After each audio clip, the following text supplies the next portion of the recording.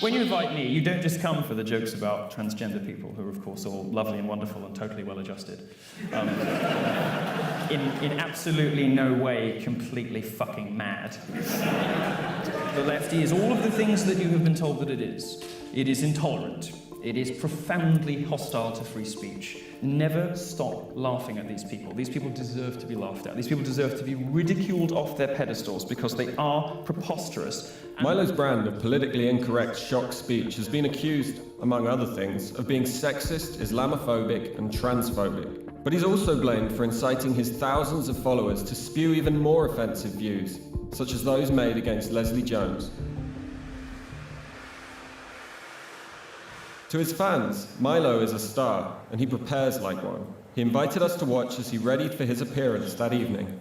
The term white fragility was more or less coined by Robin DiAngelo, a liberal huckster who wants to profit off the pain and suffering of marginalized people to sell a book pretending that a real and viable way to combat the unconscionable racial disparities still present in our country is to hire more HR reps to discipline white people who say racist jokes.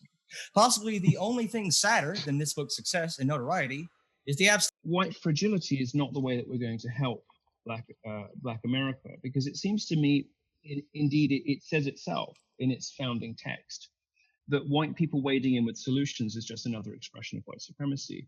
And therefore, and I do see some hints of this, by the way, in you, I'm sorry to say, so much of this discourse seems to be about flagellation. It seems to be penitential.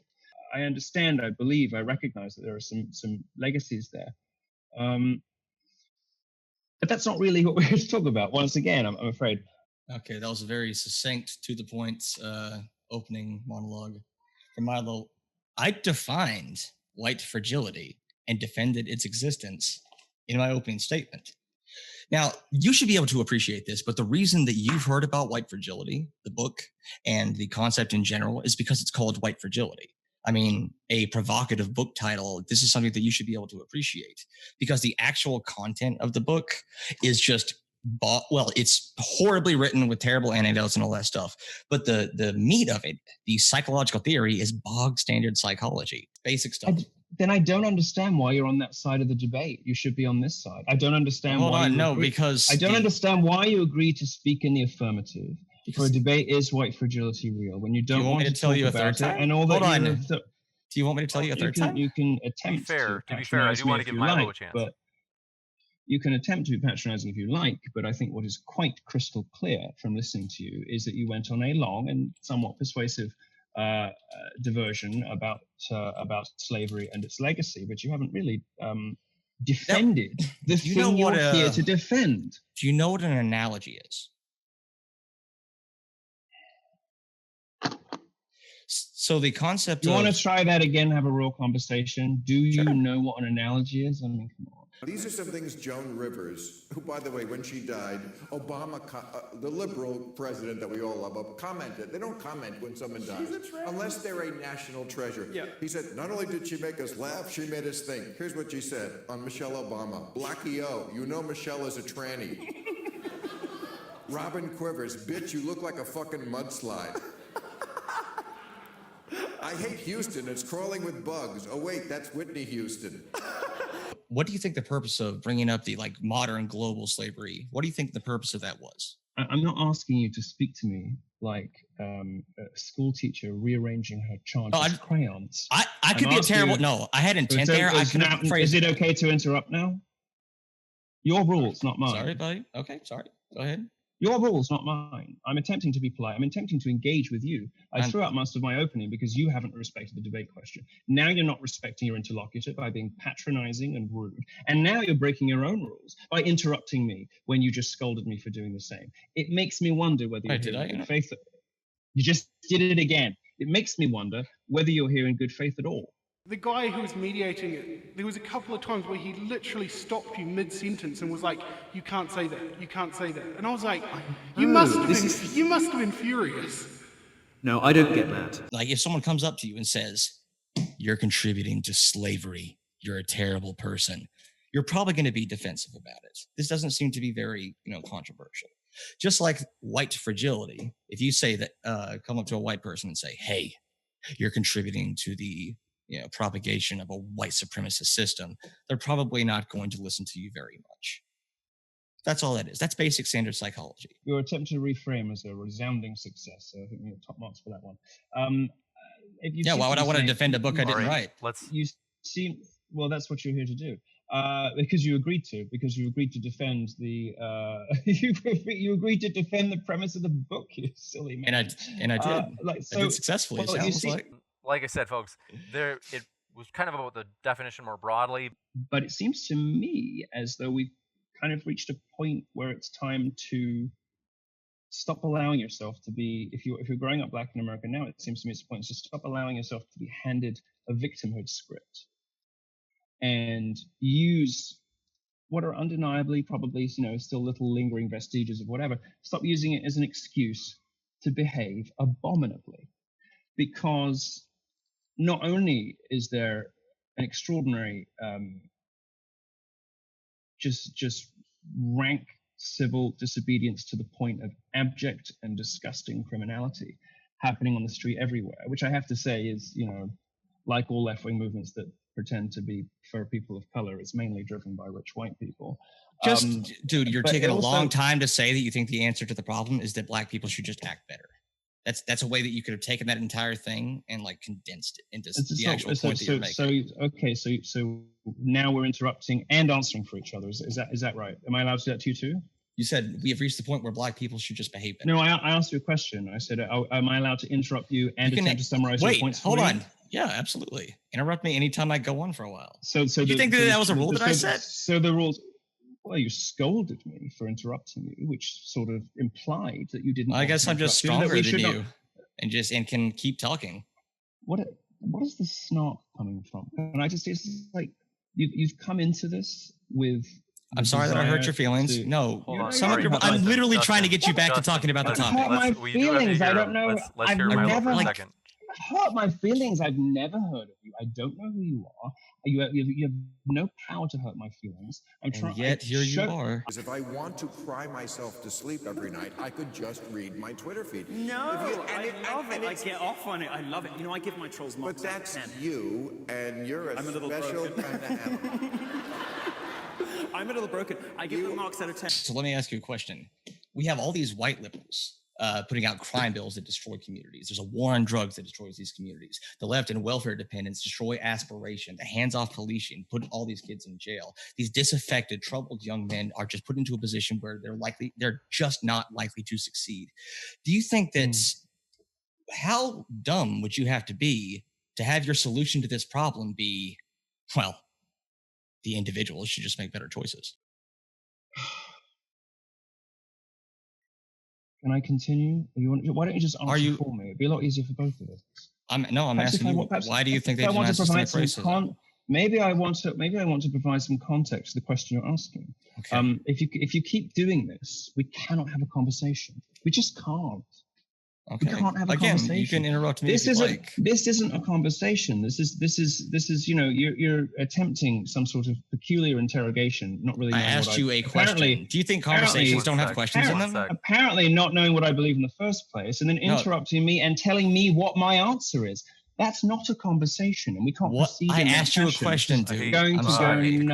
Just one sec. Okay, so let's give Milo maybe 2 to 3 minutes uninterrupted in the same way, and then we'll come right back. Maybe you've seen other conservatives recently who show up and kind of machine gun people and talk over them. Well, that's not my style. So if you came prepared to win on those grounds, I'm sorry, you got the wrong guy. I prefer to have a civilized discussion. I like to come to arguments with two main approaches. One is machine gunning with facts, because feminists don't like facts very much. If you don't want to do that, and you insist on these behaviors that disrupt and destroy any possibility of us, finding common ground or talking about something substantive, I don't see the point of being here. So it's up to you. You can either straighten the fuck out, or it's better that we have this debate with someone else. It's really up to you. Right. What I would like you to do is commit to dropping the fucking snark, because it's not making you look good and it's not helping us discussion get anywhere.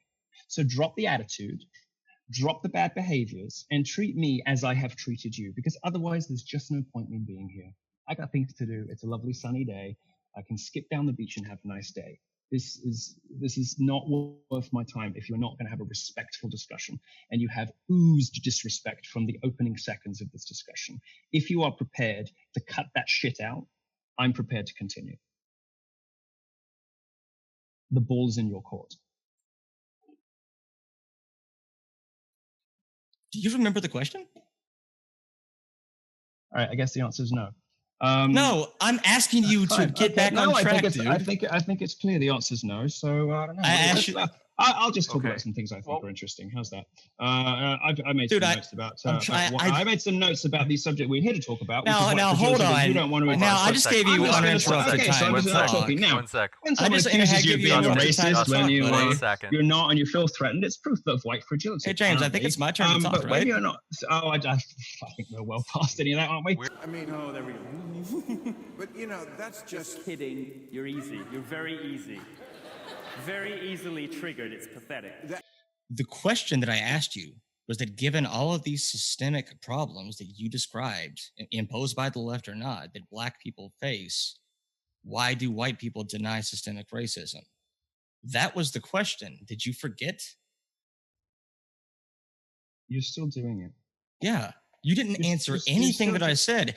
You went on this giant 4 minutes. Oh, now I'm talking. I get 4 minutes, buddy. I get 4 minutes, buddy. Okay, supposing that's true. Hold on, I get 4 minutes, buddy. Okay, isn't it frustrating when people show up and answer a completely different question to the one set? Well, yes, it is. I asked the question, why do you think, given the undeniable systemic racism that has gone on in the black community, why white people still white people still deny that it's a thing and expect they just know, even though the problem was not individual black people should be the solution. And his answer was abdication of personal responsibility, sin. To what extent are we individually responsible? There's something is wrong in the black community. The left wants to say racism is the cause, but no one's figured out the cause. There's a problem here. Black culture has been on a steady crash. How much worse can it get? Cardi B or something. To a great extent, the solution is for individual black people to get their act straight. Black people are responsible for the vast majority of the problems. Does this sound like it answered my question as to why white people deny systemic racism? I cannot. I'm thinking about the most racist people I've ever met in my reporting career, and I have encountered, unfortunately, some really, truly gruesome people.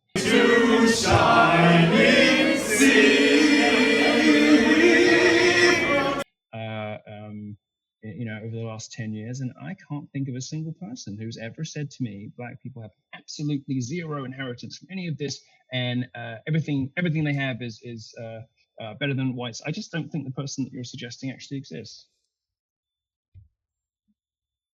Oh my God. They don't exist.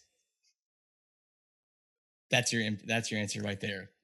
Dog, who were like Ben Shapiro, Dog, Dave Rubin. Yeah, dog. DAWG. I'm sorry. I'm sorry if that makes you upset. Or laughs. I'm happy if it makes you laugh. If it makes you happy, I'm happy. What is this obsession you have with hurting my feelings? I mean, Ben Shapiro. Now, will you not let me talk? Are you used to? I'm actually wondering if you ever had a conversation. Might imagine. I'm actually wondering that your primary motivation here was to like score points instead of have a discussion, which is very different. Okay, so we should respond by organizing 10 more speeches they won't like. And when they come whining and spitting and hissing, crying that the First Amendment's really unfair, we should tell 10 even worse jokes. Are you serious when you... Okay, now this is a rhetorical question. It's not an actual question. Are you serious when you say people don't do this? Jordan Peterson, Ben Shapiro, Dave Rubin, even Sam Harris, what do you mean by four? Now, I'm talking, buddy. Come on. Let's give maybe like 2 or 3 minutes. You just ask me a question. These IDW people who are serious thought leaders, they cannot deny their popularity, and you cannot tell me that their popularity is because no one thinks like them. So the reason people, especially white people, and this is primarily a white thing, not because of any inherent genes on white people, because white people are evil, just because we happened to be the majority group in society, and we happen to have a history that has, pushed us to the top of the hierarchy and kept us there. So the reason for this is because we believe in a just world. And as Americans, it's one of our big ethos, freedom, liberty. We believe in a just world. And we believe that people have control over their own actions and that your actions cause the fate that you are in. The problem with this is that it often works backwards. rationalizations. You give post hoc rationalizations. Instead of having a linear period of time where you can see a bunch of things happening, and that's what led to where this person is now, you almost never see that. You see rioting and looting. You see terrible neighborhoods. You see high crime statistics. And instead of thinking, I wonder if there was something that caused this, no, you work backwards and give a post hoc rationalizations. Well, they're in this terrible position, but it must be because they deserve to be there. So presumably that would hold for black athletes who dominate in almost every sport.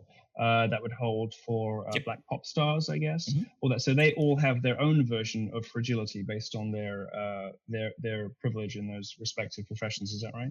Yep. We wouldn't call it black fragility because they didn't get there because they were black. Didn't they? No. Didn't they? Are you seriously suggesting that they're some of the black pop stars who are currently actually no? Are If there you say on merit? Are you seriously suggesting that there is something about Cardi B of musical talent or creative merit that suggests that she should be where she is? Are you really saying there's anything to her other than her skin color? Let's hear from Jangles. If so, you risk being laughed out of the room. Go ahead, Justin. Why hasn't every black person been to the top of the music charts then, if it's just because of her skin color? There's got to be, you're saying that there's nothing else there other than her skin color, and I'm the one going to be laughed out of the room? That's insane. All right, we'll kick it back over to Milo for those points. What is the point of any of this? There's nothing to do with what we showed up to debate. What is the point of this conversation? I'm starting to think that as well. I've shown up to try to be courteous and gentlemanly, and I'm being called buddy as though I were a fucking dog. And we're having discussions about sort of, we're sort of bouncing from race issue to race issue, with this sort of uppity, patronizing jerk. And I just don't know what I'm here for. Why don't we do summary, quick wrap-up statements? We'll go to Q&A, as it has admittedly wandered a bit. Can we, maybe we could just switch away from what is obviously not working, and maybe just have questions from people who are watching and perhaps just, If he doesn't want to give a closing statement, I'll give mine. No, I can't be bothered. You're not worth it. I'd rather just deal with questions from people in the public. Feel free to have my time too. I don't care. I wasn't even talking to you. I think that we. No, I'm just fucking exhausted by you. So just do whatever you want. I'm much more interested in the questions people are asking in the comments. I have so much fun with these crazy people. Yeah. So no, this is why I don't get mad, because you can't lose against them. You have a modicum of intelligence, you cannot lose, because they're so stupid and so uncharismatic, and they, and incapable of understanding logic and reason. And they're so much fun to debate because they're so hopeless. Yeah. Cree Rose, thanks for your question, said it's called people fragility, not white fragility. And they said, nobody likes to reflect on their own flaws. Like you, for example, you're using a slave-made CPU, sir. Yeah. Yes. Yeah, absolutely. Almost definitely. Yeah, there's slave labor in there. I don't know if this person realizes that they agree with my entire point. Yeah, no, I'm saying this is my entire point. What I'm saying is I am a part of a system where it was extremely unlikely that I was going to be able to avoid things that probably contribute to a system I would find objectionable. And so it's really dumb to feel personally responsible, but you can work to make a better system in which this doesn't happen anymore. This person is agreeing with my entire thesis. This is the ultimate expression of white liberal privilege, is to say, black people deserve all this free shit. White people did it, and white people are awful. But I don't have to give anything up because I've got no choice to participate in this. Hold on. So I'll have created goods. You actually didn't understand anything.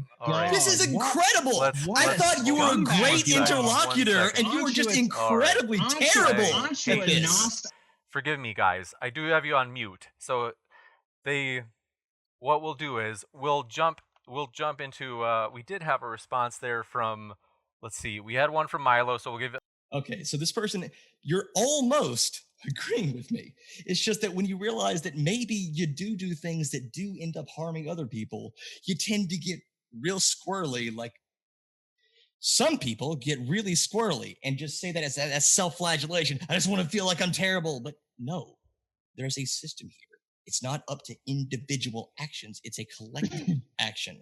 It needs a systemic fix. And you can advocate for that by paying attention and being informed on issues, advocating for policies and positions that help to fix them, and just being a more informed consumer yourself. Must be moving to the next one. But in the meantime, you'll take the slave chips. Got it. That provocative title, I really don't understand why people don't realize that she called it that specifically to get all the attention it's getting currently right now. Conservatives got upset, and then liberals noticed conservatives getting upset about it. And it's this amazing cycle of media attention is the reason it's been brought to this forefront.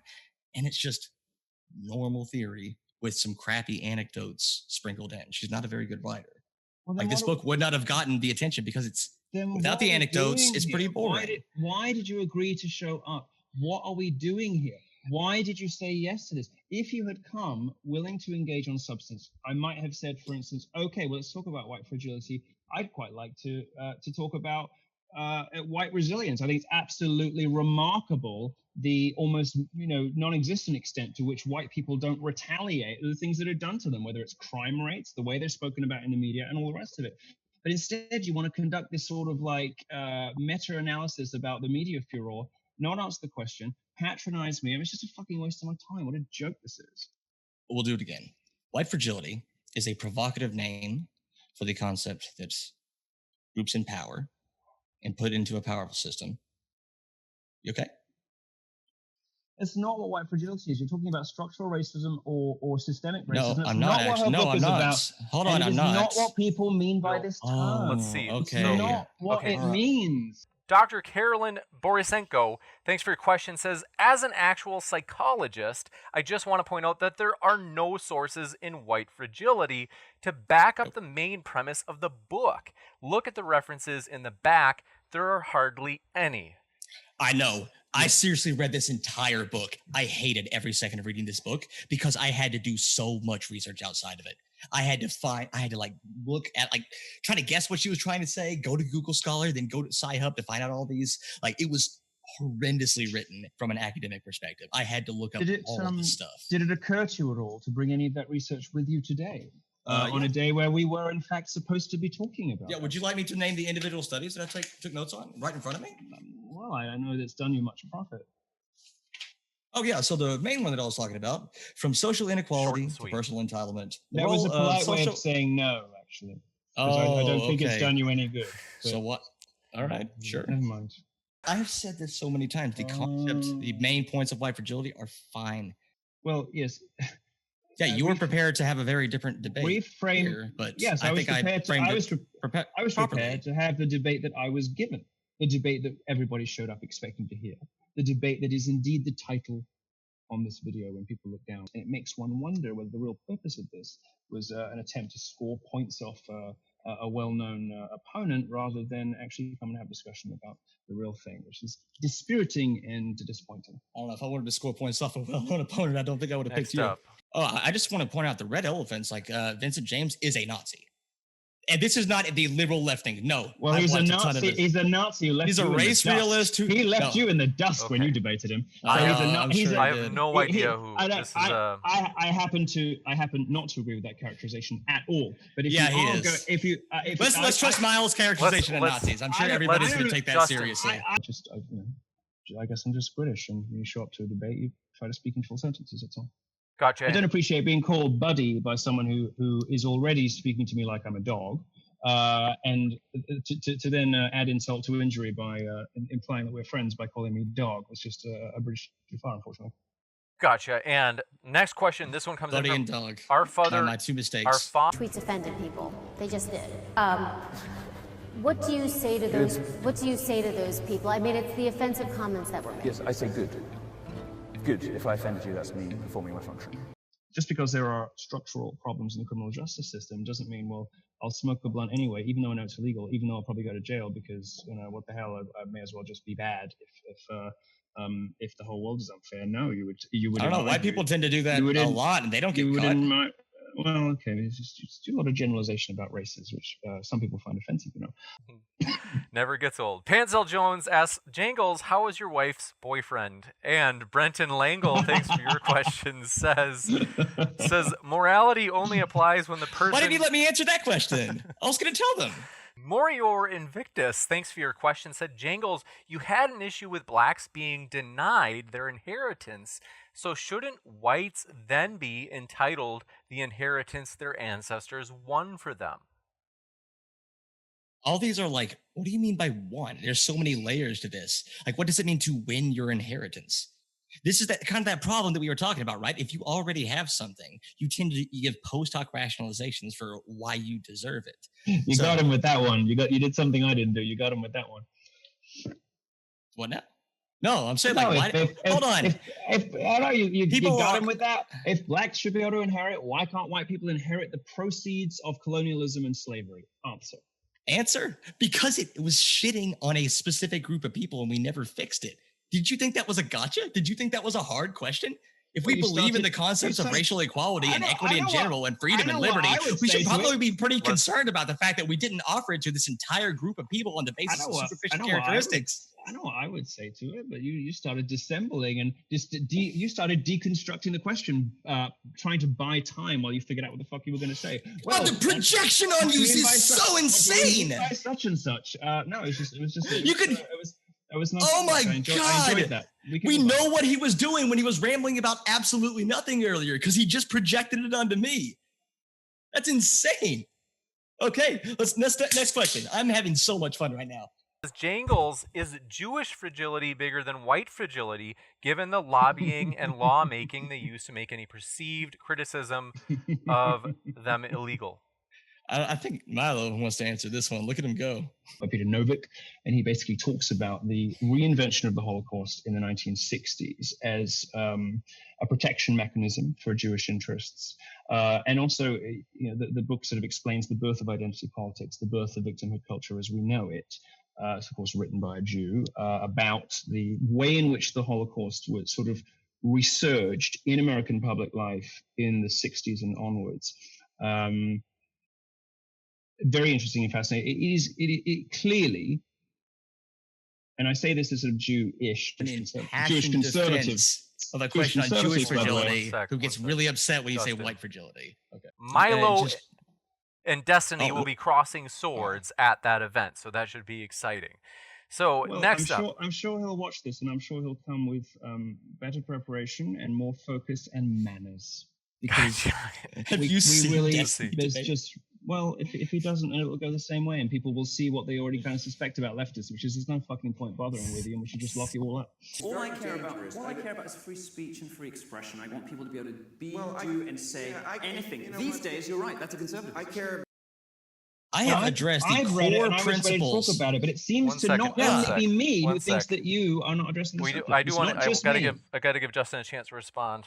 Yeah, no, what people have heard about this is that it has this really terrible Jackie Robinson quote, and is telling all these white people, yeah, it's written really poor, but the concepts that it is built on and some of the scientific references, some of them, not a lot of them, I had to do a lot of research on my own, are really standard stuff. And I have a lot of studies showing it. I would love to name them off, but when I tried to name one of the primary sources that I did, Miles said that he wasn't interested in it, because I guess he doesn't really want to know how much that this book has been like just stating something boring and straightforward in a provocative way. I just don't think it makes for good something that I think is extremely. I don't think anyone's really interested in watching this. Something I think is really interesting, really short quick, and sweet, is that he was right that no one really debated him before, and as he was like kind of rising to prominence, and a lot of people were criticizing me for having platforming you by debating you and giving you the attention again.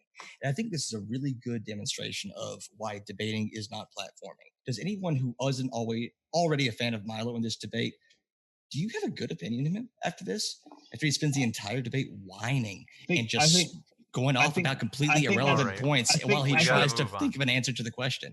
I think people will divide along partisan lines with precisely that opinion about both of us respectively.